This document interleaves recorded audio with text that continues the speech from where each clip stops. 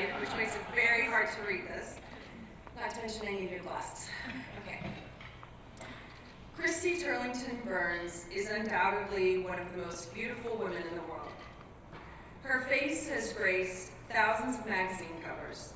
She has been the muse for every major fashion designer, and her image has literally enticed you to purchase pretty much anything she advertises. She is, in other words, the GOAT, the OG of supermodels. Christy, your supermodel status isn't really about your otherworldly physical beauty, but about your care for humanity. Your graciousness and your courageous heart, true and real heart. While the rest of us supers were too busy being fabulous and partying, you decided to refocus your energy and to get a degree from NYU and continue your studies at Columbia University. We had some pretty good times though in the 90s before you decided to become a well-rounded human being. Seriously, in 2003, Christy started Every Mother Counts, a foundation dedicated to the task of ensuring that the most basic and important human experience of pregnancy and childbirth are safe for every mother and child on the planet. Every Mother Counts has invested nearly $15 million in programs in the US, Africa, Latin America, and South Asia. That is very impressive.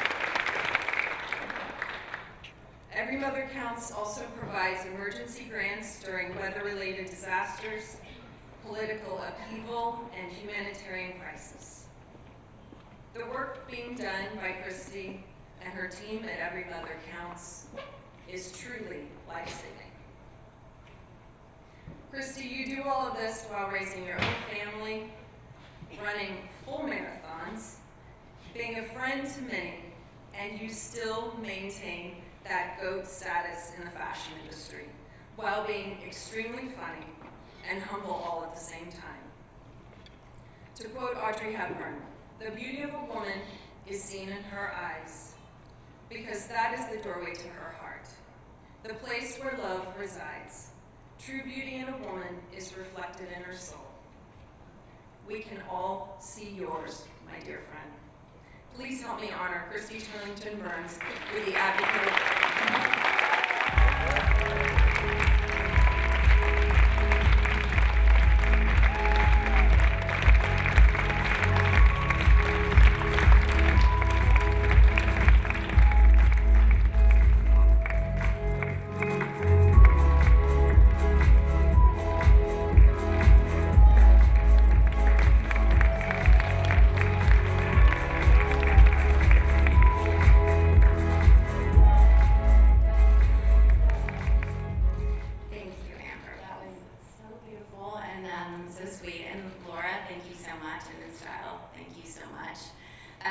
I'm often asked what my first career taught me about the career that I'm in now, and I usually say nothing, but that's not true. I would say that relationships are something that I learned very early on, and people like Amber and so many people at my table, Lisa, who's worked with me for 25, 26 years, the relationships go deep, and I'm most proud of those.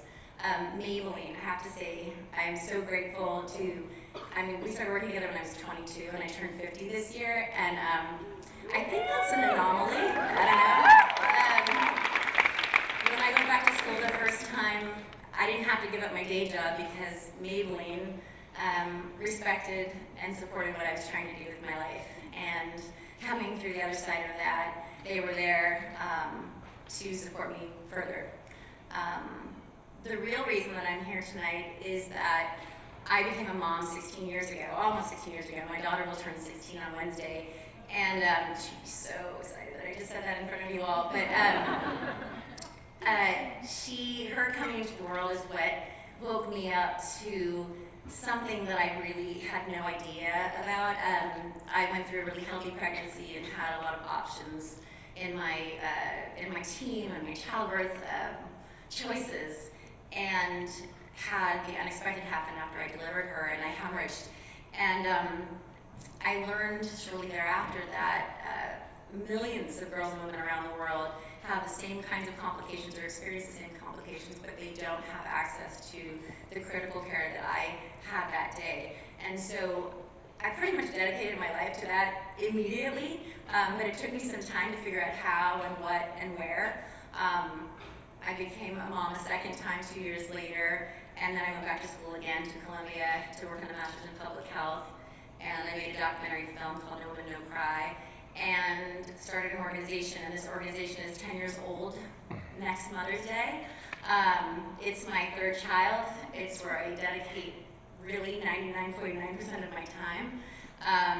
And we're doing incredible work and important work, and I'm so proud of what we've been able to do with the support of Maybelline and of so many companies that I work with as a fashion model that have been incredibly generous.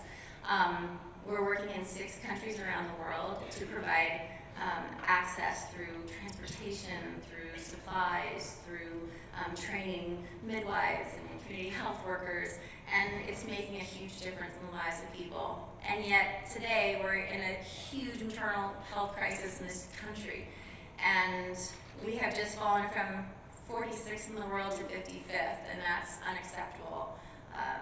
Black and Native American women are 3 to 4 times more likely to die in childbirth than a white woman, and that is just not acceptable.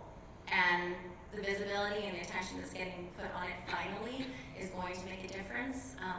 Every mother counts is there to keep working till every woman has access to the same quality of care, equitable care,